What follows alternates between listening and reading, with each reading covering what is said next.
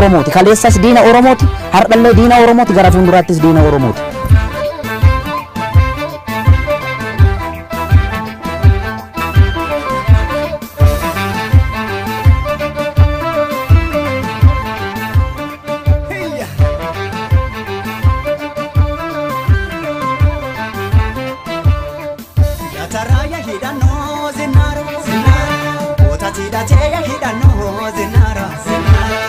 Gasawagiya hidano zinara dinatum saya hidano zinara igutamaya hidano zinara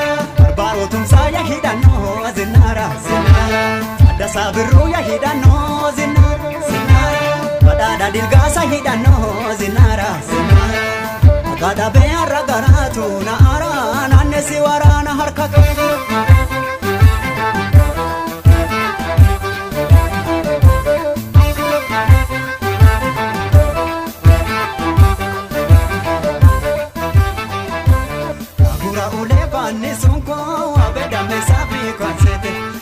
Nana mujalli sonko barane kadabina Bibinfinela buma Kenya biyuma tuma ilma munati Chanji kitebi yango danu kanjara kanawanu Rihin totola buma Kenya lava adagandura ratese Omo hirar suji jina chugana jara kobana kana datese Fadala teti wardi yada kumni barates da kambulada Lalabdani wa misomada lafti misomama nagida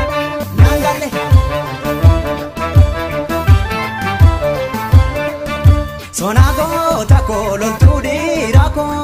akasonela lulubina doktela Tumilak Sonago niko lontudi rako itichela lulubina doktela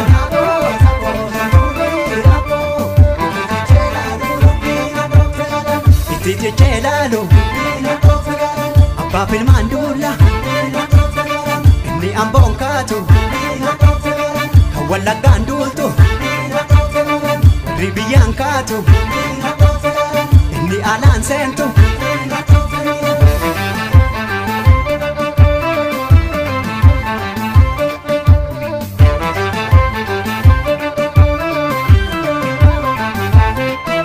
Sonago tako lontudi rako Kakasonela lulupina doktela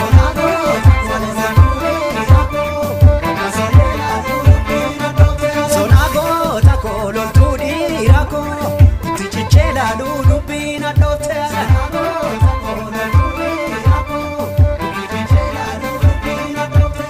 Fukutane kanu Marianne yanu Kidurin tatu Ni asin katu Rijiman dula Rijilung katu Nataraya hidano zinara Otatidateya hidano zinara Gasawagiya hidano zinara Dinatum saya hidano zinara Igutamaya hidano Barotum saya hidano zinara Dasabiruya hidano zinara Badada dilgasa hidano zinara Kada be ragaratu na ara nanne siwarana harkatu